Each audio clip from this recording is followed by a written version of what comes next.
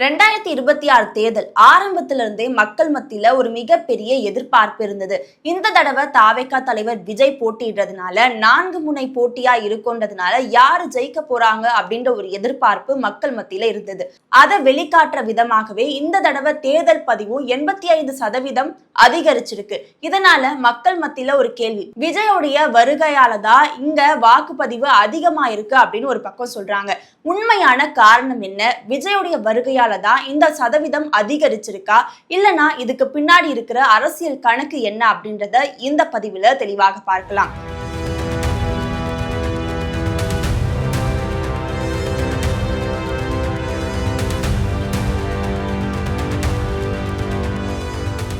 (2026) சட்டமன்ற தேர்தல்ல மொத்தமா 85.15% வாக்கு வங்கி பதிவாயிருக்கு அப்படின்னு தேர்தல் ஆணையம் சொல்றாங்க. இதற்கு முன்னாடி 2011ல 78.3% வாக்குகள் தான் அதிக அளவுல பதிவாகியிருந்தது. அதாவது சுதந்திரத்திற்கு பிறகு நடந்த தேர்தல்லையே 2011ல நடந்த தேர்தல்ல தான் 78.3% வாக்கு வங்கி வந்தது அப்படின்னு சொல்றாங்க. அதையே இந்த தேர்தல் முறியடிச்சிருக்கு அப்படின்னே சொல்லலாம். 2021 தேர்தல் அப்ப கொரோனா காலகட்டம் அப்படின்றதுனால நிறைய பேர் ஓட்டு போட வரல. ஆனா அந்த சமயத்திலேயே 72.8% வாக்கு பதிவாகியிருந்தது. அதை ஒப்பிடும்போது 2026 சட்டமன்ற தேர்தல்ல கிட்டத்தட்ட 12.5% வாக்குப்பதிவு அதிகரிச்சிருக்கு அப்படின்னு சொல்றாங்க. 2026ல இந்த அளவுக்கு வாக்குப்பதிவு அதிகரிச்சிருக்கு அப்படின்னா முக்கியமான காரணம் நீங்க எல்லாம் நினைக்கிற மாதிரி விஜய் கிடையாது. முக்கியமான காரணமே எஸ்ஐஆர் தான். எஸ்ஐஆர் மூலமா கிட்டத்தட்ட 1 கோடி பேர் நீக்கப்பட்டாங்க அப்படின்ற ஒரு விஷயம் அதிகமா பேசப்பட்டது. இதனால வாக்கு சதவீதம் எந்த அளவுக்கு பாதிக்கப்படும் அப்படின்னு நிறைய கேள்விகள் வந்திருந்தது. அதற்கான பதிலாதான் இப்ப 85.15% வாக்குப்பதிவு அதிகரிச்சிருக்கு அப்படின்னு எடுத்துக்கலாம். எஸ்ஐஆருக்கு முன்னாடி வரைக்கும் கிட்டத்தட்ட 6.41 கோடியா இருந்தது நம்மளுடைய வாக்காளர்களுடைய எண்ணிக்கை. ஆனா போலி வாக்காளர்கள் மற்றும் இறந்தவர்களை நீக்கின பிறகு 5.73 கோடி வாக்காளர்களா மாறினாங்க. எஸ்ஐஆர் ஏற்படுத்திய தாக்கத்தினாலேயே முக்கியமா இந்த தடவை வாக்கு சதவீதம் அதிகரிச்சிருக்கு, வாக்குப்பதிவு அதிகரிச்சிருக்கு அப்படின்னு சொல்லலாம். ஏன்னா கிட்டத்தட்ட 1 கோடி பேர் போலியான வாக்காளர்கள் நீக்கப்பட்டிருக்காங்க. இயல்பாகவே இப்ப வாக்கு சதவீதம் அதிகரிக்கிறதுக்கான வாய்ப்பு இருந்தது அப்படின்றத ஆரம்பத்திலேயே சொல்லியிருந்தாங்க. பொதுவாவே எல்லா தேர்தல்லையுமே 30-40 லட்சம் வாக்காளர்கள் அதிகரிக்கிறது அப்படின்றது இயல்புதான். இந்த தடவையும் அந்த மாதிரியான ஒரு மாற்றம் தான் நடந்திருக்கு அப்படின்னு சொல்றாங்க. இதுல முக்கியமா கவனிக்க வேண்டியது என்ன அப்படின்னா, நம்மளுடைய வாக்குப்பதிவு அதிகரிச்சிருக்கு, 85% அதிகரிச்சிருக்கு. வரலாற்றிலே இந்த தடவை தான் முதல் முறையா 85% பதிவாயிருக்கு அப்படின்னு சொல்றாங்க. ஆனா உண்மையா சதவீதம் மட்டும் தான் அதிகரிச்சிருக்கே தவிர வாக்காளர்களுடைய எண்ணிக்கை அதிகரிச்சுதா அப்படின்னு கேட்டா அது மிகப்பெரிய ஒரு கேள்விக்குறிதான். 2001ல இருந்து 2026 வரைக்கும் எடுத்துக்கிட்டோம் அப்படின்னா 2001ல 2.80 கோடியாதான் வாக்குகள் இருந்தது. ஆனா 2006ல 3.29 கோடி வாக்குகள் பதிவாச்சு. அப்ப 49 லட்சம் அதிகமானாங்க. அதே மாதிரி 2011ல 3.68 கோடி வாக்குகள், அதுல 39 லட்சம் அதிகமானாங்க. 2016ல 4.35 கோடிகளா வாக்குகள் இருந்தது. அப்ப 67 லட்சம் வாக்குகள் அதிகமானாங்க. 2021ல 4.62 கோடி வாக்குகள்ல 27 லட்சம் அதிகமானாங்க. 2026ல 4.87 கோடி வாக்குகள்ல வெறும் 25 லட்சம் மட்டும்தான் உயர்ந்திருக்காங்க. மற்ற ஆண்டுகளை கம்பேர் பண்ணும்போது இந்த தடவை வெறும் 27 லட்சம் தான் அதிகமா இருக்கு. அப்ப இயல்பாகவே இதோட அடிப்படையில பார்க்கும்போது அந்த சதவீதமும் அதிகரிச்சிருக்கு அப்படின்னு சொல்றாங்க. தோராயமா சென்னை மாவட்டத்தை மட்டும் எடுத்துக்கிட்டோம் அப்படின்னா சென்னை மாவட்டத்துல 83.7% வாக்குகள் பதிவாயிருக்கு. ஆனா 2016 விட 2026ல கம்மியான வாக்காளர்கள் தான் அதிகரிச்சிருக்காங்க. ஆனா வாக்கு சதவீதம் மட்டும் அதிகரிச்சிருக்கு அப்படின்னு சொல்றாங்க. அது எதனால அப்படின்னா 2016ல 39.75 லட்சம் மொத்தமான வாக்கு. ஆனா அதுல பதிவான வாக்குனா 24.33 லட்சம் தான்.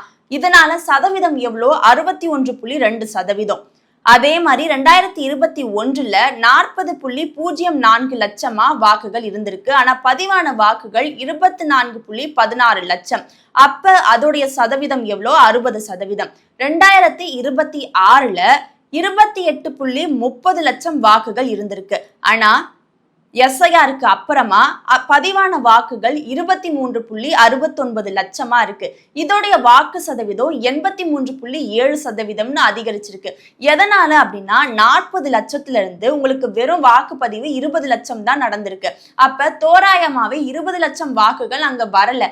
அதாவது அது எல்லாமே போலி வாக்குகளா இருந்திருக்கு. இந்த போலி வாக்குகளால வாக்கு சதவீதமும் கம்மியா இருக்கு. ஆனா இந்த தடவை மொத்தமாவே 28.30 லட்சம் வாக்குகள் தான் இருக்கு. அப்படி இருக்கும்போது நம்மளுக்கு பதிவான வாக்குகளும் 23.06 வாக்குகள் பதிவாயிருக்கு. இதுல தோராயமா கம்பேர் பண்ணும் போதே ரொம்ப கம்மியான அளவுக்கு தான் வாக்காளர்கள் வாக்களிக்கல அப்படின்னு தெரியுது. இதனாலதான் வாக்கு சதவீதம் அதிகரிச்சிருக்கு. மற்ற ஆண்டுகளை கம்பேர் பண்ணும்போது நமக்கான வாக்காளர்களே அதிகமா இருக்காங்க. அந்த வாக்காளர்களை போலியான ஆட்களும் அதிகமா இருக்காங்க. இறந்து போனவங்க, ஏற்கனவே 2 பெயர் வச்சுட்டு நீக்கப்படாம இருக்கிறது, இந்த மாதிரியான வாக்காளர்கள் அதுல போலியான வாக்காளர்களா கணக்கு காட்டப்பட்டதுனால அவங்களால ஓட்டு போட முடியாது. சோ இத்தனை பேர் ஓட்டு போடல அப்படின்றதுனால சதவீதம் நமக்கு அப்ப ரொம்ப குறைவா இருந்தது.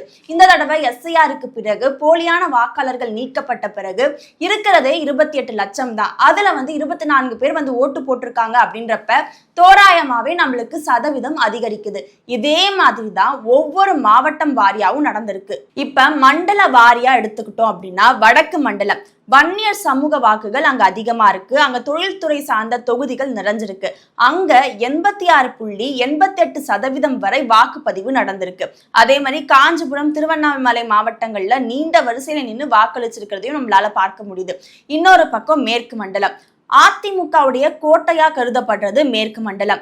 இங்க கொங்கு மண்டலத்தை சேர்ந்தவங்க 85 87% வாக்குகள் பதிவாயிருக்கு. குறிப்பா சேலம், கரூர் மாவட்டங்கள்ல வாக்குப்பதிவு அதிகமாயிருக்கு. அதே மாதிரி டெல்டா மண்டலத்திலையும் 84.86% வாக்குகள் பதிவாகிருக்கு.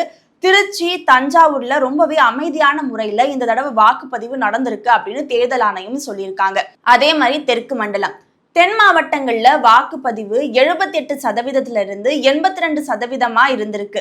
மற்ற மண்டலங்களை விட தென் மண்டலத்துல ரொம்ப கம்மியான வாக்குப்பதிவு நடந்திருந்தாலும் இதற்கு முன்னாடி நடந்த தேர்தலோட ஒப்பிடும்போது இது அதிகமா பார்க்கப்படுது. நட்சத்திர தொகுதிகள் அப்படின்னு எடுத்துக்கிட்டோம்னா முதல்வரோட தொகுதி கொளத்தூர் தொகுதியில 86.11% வாக்குகள் பதிவாகிருக்கு.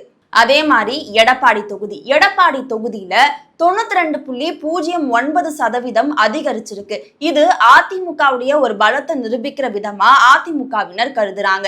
அதே மாதிரி விஜய் போட்டியிடுற பெரம்பூர், திருச்சி கிழக்கு இந்த 2 தொகுதிகளுமே வாக்கு சதவீதம் நல்லாவே அதிகரிச்சிருக்கு அப்படின்னு சொல்லலாம். பெரம்பூர் தொகுதியில 89.73% அதிகரிச்சிருக்கு. அதே மாதிரி திருச்சி கிழக்குல 81.77% வாக்குப்பதிவு அதிகரிச்சிருக்கு. முக்கியமா பெரம்பூர், திருச்சி கிழக்குல இளைஞர்களோட பட்டாளமே அதிகமா வாக்களிச்சிருக்காங்க. அதுவும் விஜயோடைய டிரெஸ் கோட்ல வாக்களிச்சாங்க அப்படின்ற வீடியோலாம் சமூக வலைத்தளங்கள்ல அதிகமா ஷேர் பண்ணப்பட்டது.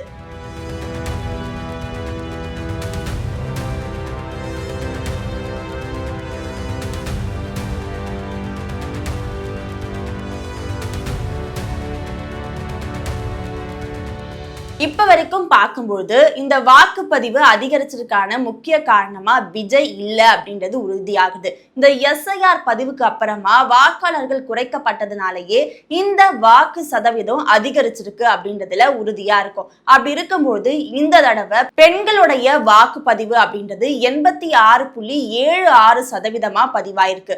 அதே மாதிரி ஆண்களுடைய வாக்குப்பதிவு 83.57% பதிவாகிருக்கு. இதுல பெண்களுடைய வாக்குப்பதிவு அதிகமாயிருக்கு.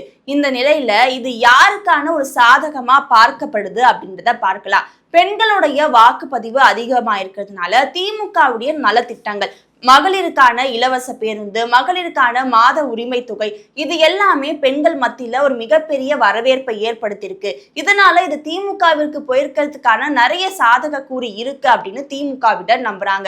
பூத் கமிட்டி வேலைகள் எல்லாம் திமுக ரொம்ப சரியா செய்வாங்க. அதனால இது எல்லாமே அவங்களுக்கு சாதகமா இருக்கிறதுனால இதை திமுக முழுமையா அவங்க பக்கத்துக்கு சாதகமான ஒரு பயன்பாட்டை தான் ஏற்படுத்தி இருப்பாங்க அப்படின்னு சொல்லப்படுது. இன்னொரு பக்கம் அதிமுகவை பொறுத்த வரைக்கும் இந்த தடவை கொங்கு மண்டலத்துல வாக்குப்பதிவு அதிகமாயிருக்கு. இது அதிமுகவுடைய ஒரு பலத்தை காட்டுறதா அவங்க நம்புறாங்க. கொங்கு மண்டலத்துல அதிகமான வாக்குகள் திமுகவுக்கு எதிரான வாக்குகளா இருக்கும். ஒரு மாற்றத்தை ஏற்படுத்த வேணும் அப்படின்னு நினைக்கிறவங்க அதிமுகவுக்கு ஓட்டு போட்டிருப்பாங்க அப்படின்னு ஒரு நம்பிக்கையில அதிமுகவினர் இருக்காங்க. அதே மாதிரி வட மாவட்டங்கள்ல பாமகவுடைய வாக்குகள் மொத்தமா அதிமுகவிற்கு வருமா அப்படின்றது ஒரு மிகப்பெரிய கேள்விக்குறிதான். இருந்தாலும் அதிமுக ஒரு மிகப்பெரிய வெற்றியை எதிர்பார்க்க முடியுமா அப்படின்னா ஒரு கேள்விக்குறிதான். ஏன்னா விஜயுடைய தாக்கம் அதிக அளவுல இருக்கு. இந்த தடவை இளைஞர்கள் ரொம்ப ஆர்வமா வந்து ஓட்டு போட்டதை எல்லாரும் பார்க்க முடிஞ்சது. விஜய் இளைஞர்களுடைய பலத்தை தாம் பக்கம் முழுமையா ஈர்த்திருக்காரா அப்படின்றது ஒரு மிகப்பெரிய கேள்விதான். அப்படி நடந்தா அது கண்டிப்பா அதிமுகவுக்கு எதிரான ஒரு சூழலை கட்டமைக்கும். 12.5 லட்சம் புதிய வாக்காளர்கள் மட்டும் இல்லாம இளைஞர்களுடைய வாக்குகள் மொத்தமாவே விஜய் பக்கம் போயிருந்தா இது ஒரு மிகப்பெரிய தாக்கத்தை 2026 தேர்தல்ல ஏற்படுத்தும். தமிழக வரலாற்றை பொறுத்த வரைக்கும் அதிக சதவீதத்துல வாக்கு பதிவானா அப்படின்னா அது ஆளுங்கட்சிக்கு எதிரான ஒரு மனநிலைய மக்கள் இருக்காங்க அப்படின்றதுதான் யதார்த்தமா இருந்தது. இந்த தடவை 80% அளவுக்கு வாக்குப்பதிவு நடந்திருக்கிறதுனால இது திமுகவுக்கு எதிரான வாக்குகளா அப்படின்றது ஒரு மிகப்பெரிய கேள்விக்குறிதான். விஜயோடைய தாக்கத்தினால இந்த தடவை யாருக்கு சாதகமா போகும் அப்படின்றது மே 4 வரை எல்லாருமே ஒரு குழப்பத்துலதான் இருக்க வேண்டிய ஒரு நிலைமை இருக்கு. தற்போதைய கள நிலவரப்படி கிராமப்புறங்கள்ல அதிமுகவுக்கும் அதே மாதிரி நகரங்கள்ல திமுக தாவேகாவுக்கு இடையில ஒரு மிகப்பெரிய கடுமையான போட்டி நிலவும் அப்படின்னு சொல்லப்படுது.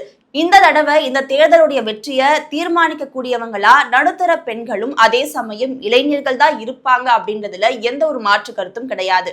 மே 4 கண்டிப்பா அரசியல் வரலாற்றுல தமிழ்நாட்டுடைய வரலாற்றுல ஒரு மிகப்பெரிய ஒரு திருப்பு முனையா இருக்கும் அப்படின்றதுல எந்த ஒரு மாற்று கருத்தும் கிடையாது. ஏன்னா இந்த தடவை இளைஞர்கள் இருந்து முதியவர்கள் வரைக்கும் ரொம்ப ஆர்வமா வந்து வாக்களிச்சாங்க. இது எதை குறிக்கிறது அப்படின்றத பொறுத்திருந்து பார்க்கலாம்.